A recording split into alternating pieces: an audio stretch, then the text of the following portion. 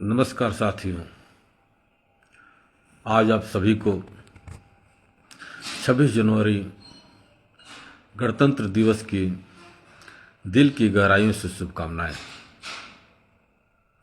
साथियों, आज का दिन सिर्फ झंडा फहराने का नहीं है। आज का दिन समझने का दिन है। समझने का दिन इसलिए है कि हम अपने देश के मालिक कैसे बने। अक्सर लोग पूछते हैं कि भारत तो 15 अगस्त 1947 को आज़ाद हो गया था, फिर 26 जनवरी को ऐसा क्या हुआ कि यह दिन इतना खास है। मैं आज बहुत ही गंभीरता से बताना चाहता हूँ। साथियों, 15 अगस्त 1947 को ये देश आज़ाद तो हुआ, लेकिन उस समय तक हम अपने कानून से नहीं, दूसरे देश के कानून से चलते थे। देश को चलाने के लिए एक संविधान चाहिए था। देश को चलाने के लिए संविधान चाहिए था। भारत का संविधान एक दिन में नहीं बना। संविधान बनाने का काम 9 दिसंबर 1946 को शुरू हुआ था। साथियों, इसे बनाने में 2 वर्ष 11 महीना 18 दिन लग गए थे। देश के अलग अलग हिस्सों से आए प्रतिनिधियों ने बैठकर बहस करके संविधान तैयार किया था।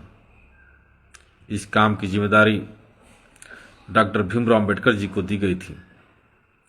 आखिरकार 26 नवंबर 1949 को भारत संविधान बनकर तैयार हो गया था। इसलिए 26 नवंबर को संविधान दिवस के रूप में भी मनाया जाता है। अब सवाल आता है कि जब संविधान 26 नवंबर 1949 को बनकर तैयार था, तो फिर इसे 26 जनवरी 1950 को ही क्यों लागू किया गया। साथियों, 26 जनवरी की अपनी एक अलग पहचान है। 26 जनवरी 1930 को देश ने पहली बार खुल करके कहा था कि अब हमें पूरा स्वराज चाहिए, किसी के अधीन नहीं रहना। ऐसे ऐतिहासिक दिन की याद में संविधान को 26 जनवरी 1950 को लागू किया गया था और उसी दिन भारत बन गया था गणराज्य। गणराज्य का मतलब तो आप समझते ही होंगे। इस देश में कोई राजा नहीं होगा, कोई भी व्यक्ति कानून से ऊपर नहीं होगा। इस देश की सबसे बड़ी ताकत यहाँ की जनता है, यानी आप, मैं और हम सब।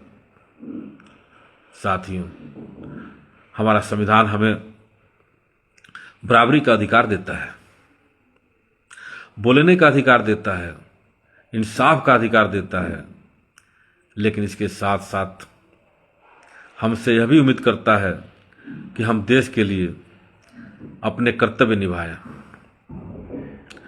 डॉक्टर अंबेडकर जी ने साफ कहा था कि संविधान तभी सफल होगा जब उससे मानने वाले लोग ईमानदारी से उसे लागू करेंगे। आज गणतंत्र दिवस के मौके पर हमें सिर्फ बधाइयां नहीं देनी है, हमें संकल्प लेना है कि हम देश को जोड़ करके रखेंगे, नफरत से दूर रहेंगे, संविधान का सम्मान करेंगे और अपने अधिकारों के साथ साथ अपने कर्तव्यों को भी निभाएंगे। साथियों, संविधान रहेगा तभी लोकतंत्र रहेगा, और लोकतंत्र रहेगा तभी हम मजबूत रहेंगे। इसी भावना के साथ मैं आप सभी को बहुत बहुत बधाई देता हूं। एक बार फिर आज 26 जनवरी गणतंत्र दिवस के रूप में आप सभी को बहुत बहुत बधाई, बहुत बहुत शुभकामनाएं। जय हिंद, जय भारत, जय संविधान।